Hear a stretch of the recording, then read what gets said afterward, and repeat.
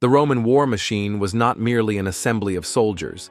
It was a meticulously crafted instrument of conquest, designed to dominate and dismantle all who stood in its path. Its legions employed tactics so innovative, so brutal, they reshaped the very nature of warfare. This was a military ethos characterized by strategic brilliance and ruthless efficiency. The Romans understood that true victory lay not just in battlefield prowess, but in the psychological subjugation of their enemies. They were not simply warriors, they were engineers of fear, architects of despair. Their methods aimed to break not only opposing armies, but the very spirit of their opponents. This dark genius ensured their dominion for centuries. Among their most iconic and terrifying innovations was the Testudo formation. This mobile shield wall transformed legionaries into a living, impenetrable machine. Shields locked overhead and on the flanks created an armored shell. The Testudo rendered the legionaries impervious to a hail of arrows, javelins, and stones.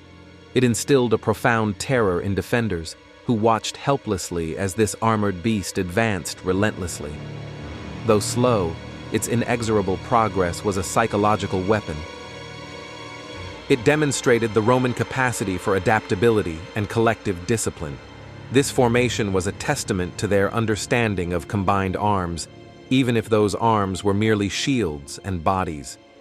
It was a chilling display of human will forged into an unbreakable unit. The layered legionary structure further amplified their strategic depth. Roman armies typically fought in three distinct lines: the hastati, the principes, and the triarii. Each line played a crucial role in the relentless grind of battle. The hastati, often the youngest and most eager, formed the first wave. They engaged the enemy, testing their resolve and absorbing the initial shock of combat. Their ferocity was designed to wear down the enemy's front ranks. Behind them stood the principes, seasoned veterans ready to step into the fray. They provided the main thrust, exploiting any weaknesses revealed by the hastati. Their disciplined advance ensured continuous pressure on the enemy. Finally, the triarii, the oldest and most experienced soldiers, formed the third line. They were the ultimate reserve, deployed only in the direst circumstances. Their presence alone was a psychological deterrent, a promise of unwavering Roman resilience. This layered approach emphasized attrition and the gradual exhaustion of the enemy. It ensured that fresh, disciplined forces continually engaged the opponent, preventing any respite. The enemy faced an endless wave of Roman steel and resolve. The wedge formation was another devastating Roman innovation. This spear-like assault was designed to split enemy lines with surgical precision. It concentrated the force of the legionaries into a narrow, penetrating point. This formation allowed Roman commanders to punch through even the most densely packed enemy formations. It shattered cohesion and created chaos, turning an organized defense into a desperate melee. The psychological impact of such a breakthrough was immense. Roman ingenuity extended beyond the land battlefield, reaching into the treacherous waters of naval warfare. The Corvus, a boarding bridge, was a testament to their audacious thinking. It transformed sea battles into brutal land engagements. This hinged gangplank, equipped with a heavy spike, allowed legionaries to grapple enemy ships. It negated the superior seamanship of their Carthaginian adversaries. The Romans simply turned naval combat into a boarding action, where their infantry excelled. The Corvus allowed Roman legionaries to dominate without needing naval superiority. It was a crude but effective solution, a brutal shortcut to victory at sea. This device showcased their willingness to innovate, even if it meant sacrificing traditional naval tactics. The feigned retreat was a classic Roman tactic, a masterclass in psychological warfare. It lured eager, often overconfident enemies into deadly ambushes. The illusion of Roman weakness was a bait they rarely failed to take.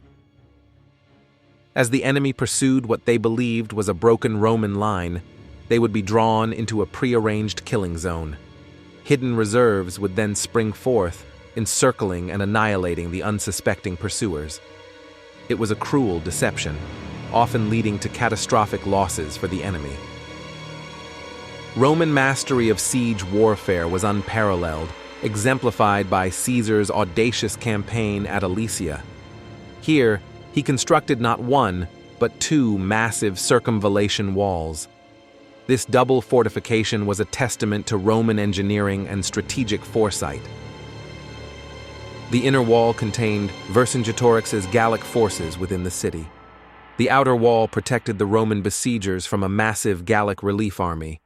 It was a monumental undertaking, demonstrating absolute control of the battlefield through extensive fortifications.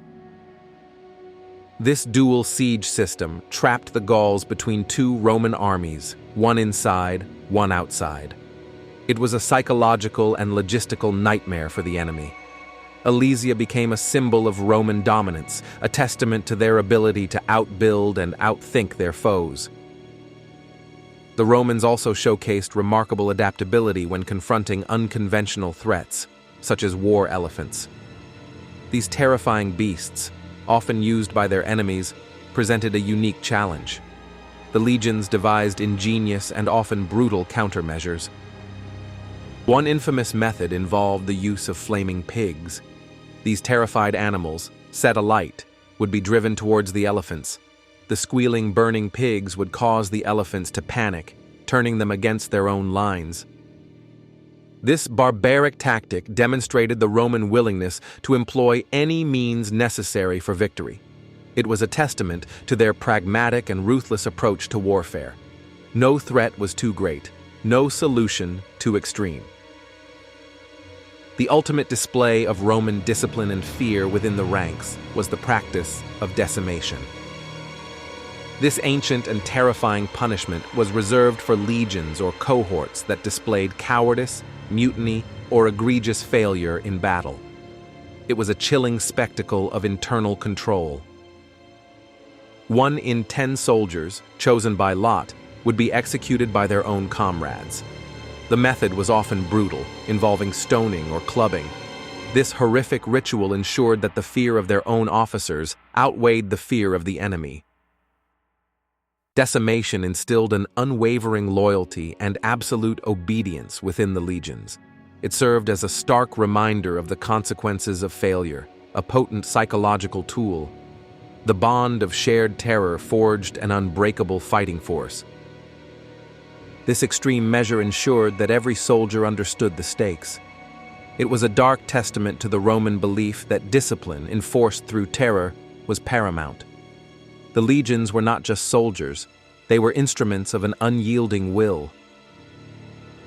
The Romans conquered not just with swords and spears, but with a profound understanding of psychology. They transformed fear into a potent weapon, wielding it against both their enemies and their own ranks. Their genius lay in this dual application of terror. They achieved mastery of the battlefield through a combination of strategic brilliance and ruthless efficiency. Every formation, every tactic, every punishment was designed to break the will of their opponents and solidify their own. The legacy of Roman military psychology endures, a chilling testament to their dark genius. Their methods remind us that true power often lies not just in physical might, but in the ability to dominate the minds of men.